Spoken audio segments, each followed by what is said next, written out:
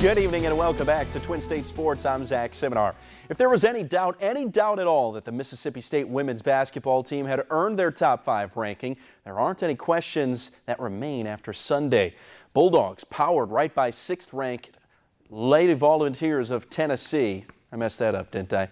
To win their 20th straight game to start the season. Prior to Sunday, MSU had just 2 wins against top 25 teams.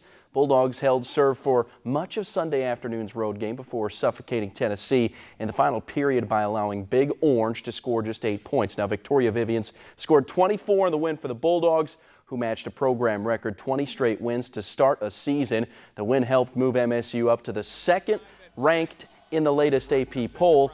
That's the highest the Bulldogs have ever climbed. They'll be back at it Thursday when they host Florida. One of the greatest days of the entire sports calendar just happened to be yesterday. It was Championship Sunday in the NFL, and a couple of spots in Super Bowl 52 were up for grabs. We begin in the American Football Conference up in Foxborough, where a feisty Tom Brady was starting his 12th AFC Championship game. All the talk all week was about Brady's hand, but all the talk early on, it's about the Jags. Blake Bortles finding a wide-open Mercedes Lewis on the second quarter touch pass. Jacksonville led 7-3. Jags would take a 10-point lead into the 4th quarter when Tom Brady just does his thing. He's taken over. Here he goes over the middle to Danny Amendola for the touchdown. Patriots are within a field goal. Under 3 to play now. Brady with the play fake tosses to Amendola in the back of the end zone for the toe-tapping, toe-scraping score. Pats take a 4-point lead. Jaguars will get one more shot, and Stephon Gilmore going to make the defensive play of the day with the knockaway on the pass from Bortles on 4th and 14. New England advances to their 10th Super Bowl in team history. Last time the Eagles were in the Super Bowl, Terrell Owens was their top pass-catching option. Nick Foles looking to end the team's 13-year drought going up against the Vikes, who would get blasted. Turnovers play a huge part in this game. Playing with a 7-point lead, Case Keenum picked off by Patrick Robinson. He reverses the field, takes it the distance. A 50-yard defensive equalizer had the link a-rockin'. More trouble for Keenum. This time he's going to allow Derek Barnett to get to his backside, forces the fumble. That turnover quickly turns into points. Nick Foles escaping pressure, stepping up in the pocket, sending it deep downfield to a wide-open Alshon Jeffrey, 53 yards. Who needs Carson Wentz? Eagles up 24-7 at the break.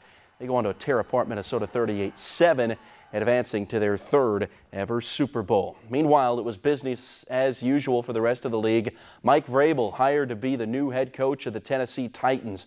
42-year-old takes over a Titans team that made it to the divisional round of the playoffs under the guidance of Mike Mularkey. Vrabel was the defensive coordinator for the Houston Texans this past season, a squad that finished 20th in total defense, dead last in points allowed.